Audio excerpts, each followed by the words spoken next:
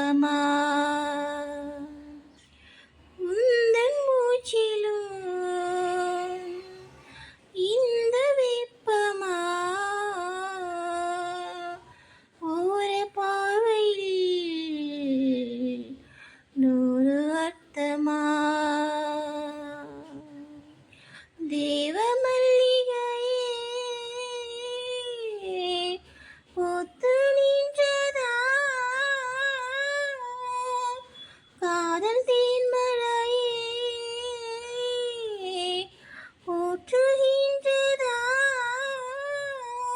தேனில் நீராறும் வேலை வந்ததா உடலும் இந்த உயிரும் உனக்கே அர்ப்பணம் உலகம் நம்மை எழுதும் கவிதை சாசனம். வணக்கம். நாம் கடவுள் அப்படிங்கிற பதிவில் பார்த்துட்ருக்கோம். திருமூலர் 2190 பாடல். ஓகேங்களா?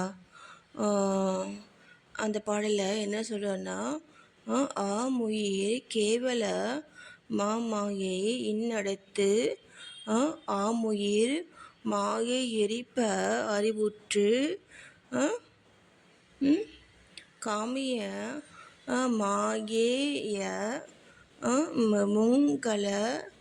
முங்களவா நிற்ப தாமுரு பாசான் சகலத்த தாமே அப்படின்னு சொல்கிறாங்க. இது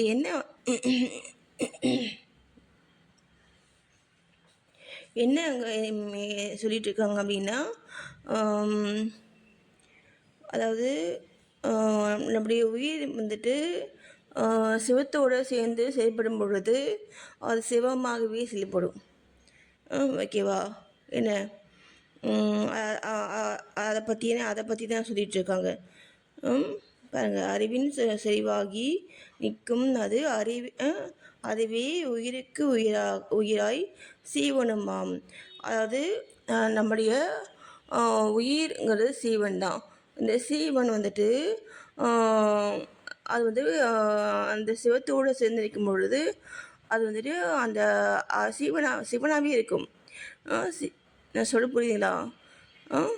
சிவனாகவே இருக்கும். சிவன் தான் பார்த்தீங்கன்னா அறிவு. அதான் வந்துட்டு அறிவு, மெய்ப்பொருள். ஓகேவா?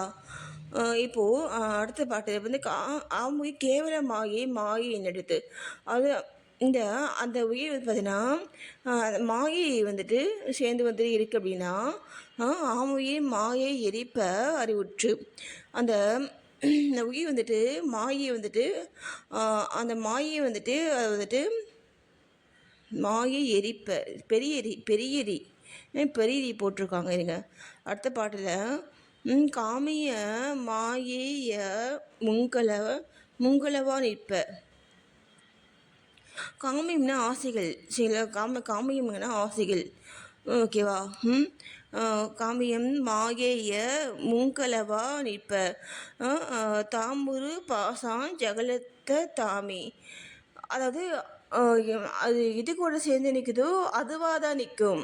நான் வந்து ஆரம்பத்திலே சொல்லியிருக்கேன். இப்போ மாயை கூட சேர்ந்துக்குன்னா அப்படியே மாயையாக தான் நிற்கும். இப்போது நம்ம பூமியில் இருக்கக்கூடிய 90% மக்கள் வந்து பார்த்திங்கன்னா இந்த மாயையில் தான் வந்துட்டு இருக்காங்க. மாயையில் தான் இருக்கும், நம்ம வந்துட்டு இருக்கோம். அப்போது அந்த மாயை கூட சேர்ந்துக்கும் பொழுது நம்ம அந்த மாயையாகவே நம்ம செயல்படுவோம். அந்த மாயை தான் நம்ம சரி. நம்ம வந்துட்டு அந்த அறிவு கிடையாது. நம்ம அறிவு இல்லை அப்படின்னு நம்ம மாயை என்று செயல்படும் பொழுது நம்ம வந்து என்ன நடக்கும்? நமக்கு சிற்றறிவு வரும். சிற்றறிவு புரியுதுங்களா? சிற்றறிவு அதான் நம்ம மனித பிறவிகளுக்குள்ளது வந்து சிற்றறிவு. அது ஏன் வந்து சிற்றறிவாக நம்ம வந்துட்டு இருக்கோம் அப்படின்னா அந்த மாயையோடு சேர்ந்து நம்ம வந்துட்டு செயல்படுறதுனால நம்ம அந்த சிற்றறிவாகவே நம்ம வந்து செயல்படுறோம்.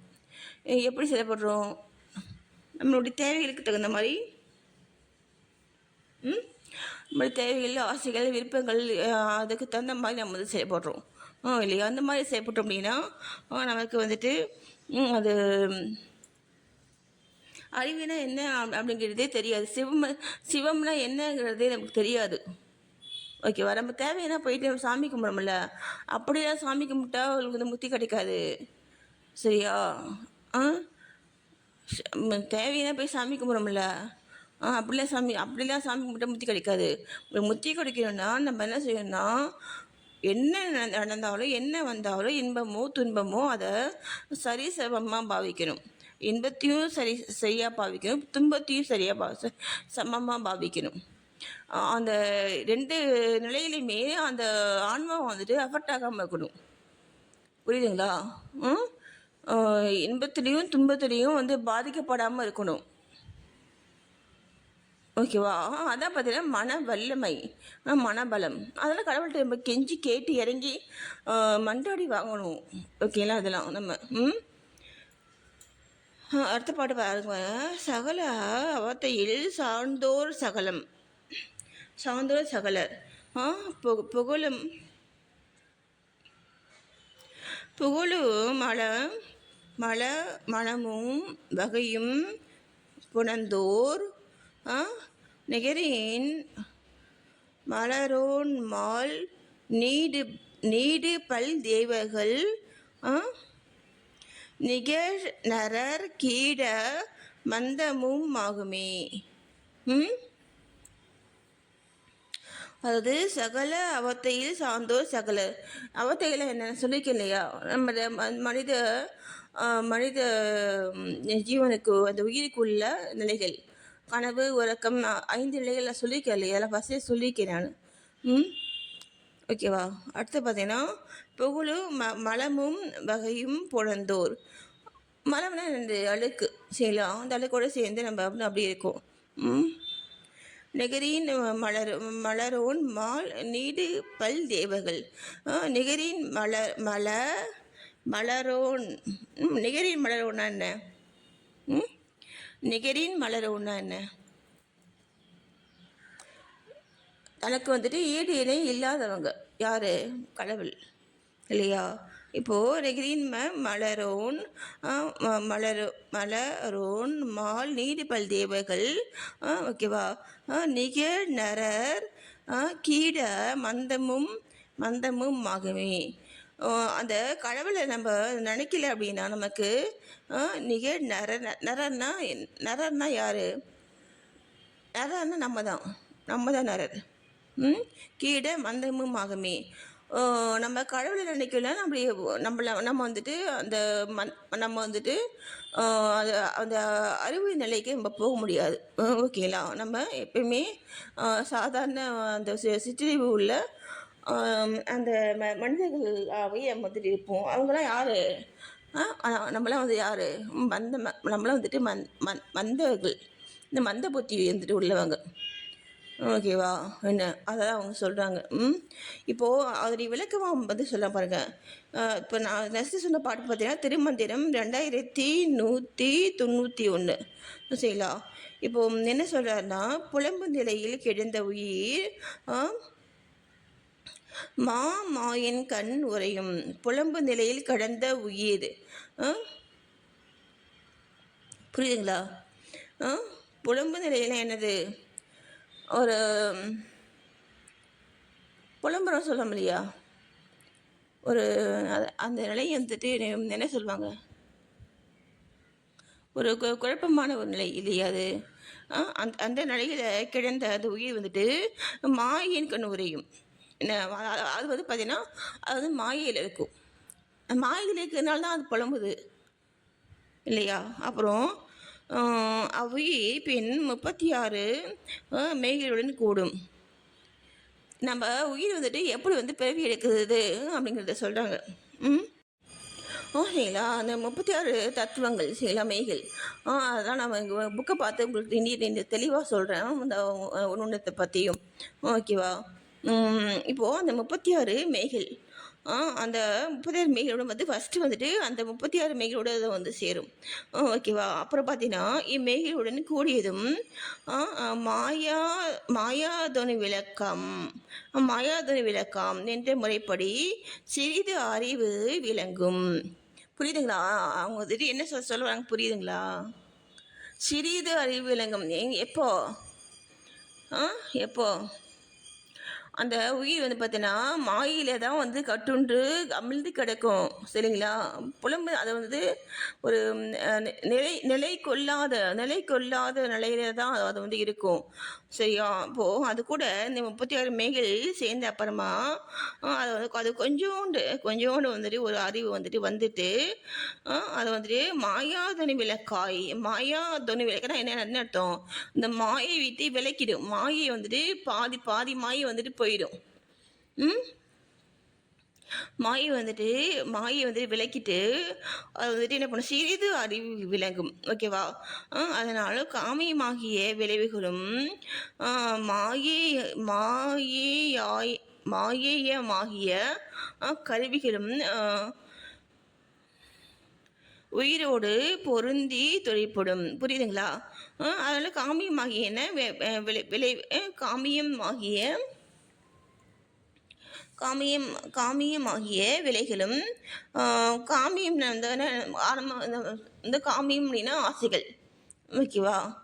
விலைகளும் மாயையமாகிய கருவிகளும். மாயை தான் மாயை வந்துட்டு கருவிகள். சரிங்களா? மாயைங்கிறது மாயையம் மாயையமாகிய கருவிகளுடனும் உயிருடனும் எங்க காமியமாகிய விலைகளும் மாயேயமாகிய கருவிகளும் உயிருடனும் பொருந்தி தொழிற்படும். அந்த உயிர் கூட இப்போது இந்த மாயையம் அப்படிங்கிறது பார்த்தீங்கன்னா, அது பொய்யான உணத்தை வந்துட்டு உண்மைன்ட்டு நம்ப வைக்கிற பேர் தான் மாயையம். சரிங்களா? இப்போ மாயையமாகிய கருவிகளும் உயிரோடு பொருந்தி தொழிற்படும். அந்த உயிர் கூட இது ரெண்டும் சேர்ந்துருக்குது. சரியா? எப்போ செய்கிறது? அதுக்கே அந்த கடவுளுடைய கிருபை வேணும். நம்ம அந்த பிறவி எடுக்கிறதுக்கு கடவுளுடைய கிருபை வேணுங்க. கிருபை இருந்தால் தான் நம்ம பிறவி வந்து எடுக்க முடியும். அந்த பிறவி வந்து எடுக்கிறதுக்கு அந்த எடுக்கிறோம் இல்லையா, அதை தான் அந்த அந்த நிலையை தான் அவங்க வந்து சொல்கிறாங்க. அதான் வந்து திருமூலர் வந்து சொல்கிறாரு. எப்படி நம்ம வந்து பிறவி வந்து எடுக்கிறோம் அப்படிங்கிறது தான் அவர் சொல்கிறார். ஓகேவா? இந்நிலையில் அவ்வுயிர் கருவிகளின் எடுத்து பற்றி கொள்ளும். அதை பற்றாதான் போட்டிருக்காங்கண்ணா.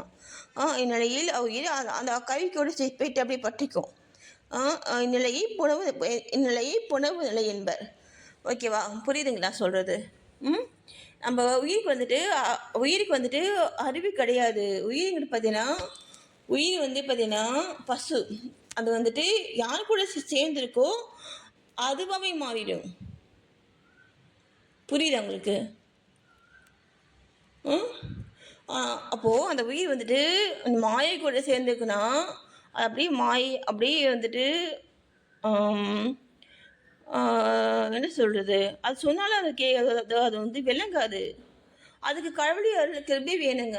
விளங்கணும்னா கடவுளுடைய கிருபை வேணும். கடவுளுடைய கிருபை இருந்தால் தான் நீங்கள் கடவுளை நினைக்கவே முடியும். ஓகேவா? என்ன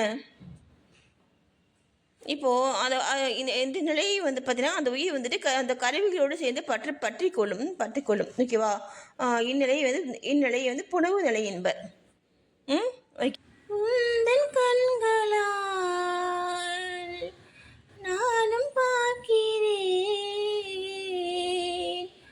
உந்தன் பாடலை எங்கும் கேட்கிறேன், உந்தன் மூச்சிலே மூச்சு வாங்கினேன், உன்னை மண்ணில் வாழ்கிறேன்.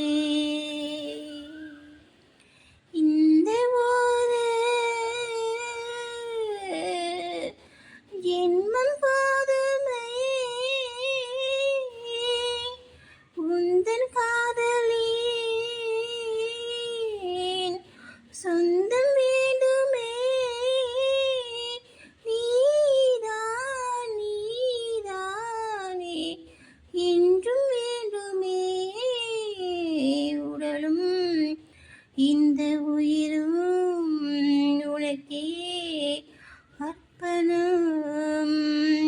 உலகம் நம்மை எழுதும் கவிதை சாசனம். நாளெல்லாம் பாடலாம் காதலின் கீர்த்தனம். கண்கள்